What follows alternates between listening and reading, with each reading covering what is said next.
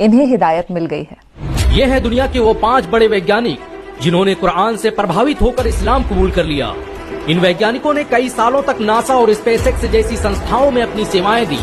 कुरान के वैज्ञानिक दृष्टिकोण को सामने लाने में इन सभी वैज्ञानिकों का बड़ा योगदान रहा। इस्लाम कबूल करने वाले 5 वैज्ञानिकों की लिस्ट में पहला नाम विलियम कीथ मूर का आता है। कनाडा में जन्मे कीथ मूर को आज भी एम्ब्रियोलॉजी का सबसे बड़ा वैज्ञानिक माना जाता है। इन्होंने सालों तक टोरंटो यूनिवर्सिटी में एनाटॉमी और सेल बायोलॉजी के प्रोफेसर के रूप में अपनी सेवाएं दी।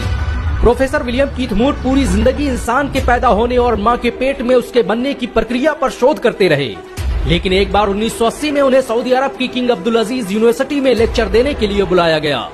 सेमिनार के दौरान जब उनके सामने इंसान के बनने और पैदा होने से संबंधित कुरान की आयतें पढ़ी गई तो वो हैरान रह गए।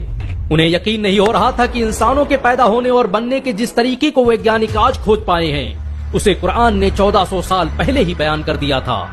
सऊदी अरब से वापस आने के बाद कीथ मूर ने कई सालों तक कुरान का मुताला किया और फिर इस्लाम कबूल कर लिया। उन्होंने अपनी किताब द डेवलपिंग ह्यूमन में यहाँ तक कह दिया कि कुरान में भ्रूण विज्ञान के बारे में जो कुछ भी लिखा है उसे कोई इंसान नहीं लिख सकता। विलियम कीथ मूर ने विज्ञान के क्षेत्र में कई आविष्कार किए। उनके योगदान को देखते हुए कनाडा, अमेरिका और इंग्लैंड की सरकारों द्वारा उन्हें कई अवार्ड से सम्मानित किया गया। इस्लाम कबूल करने वाले 5 वैज्ञानिकों की लिस्ट में दूसरा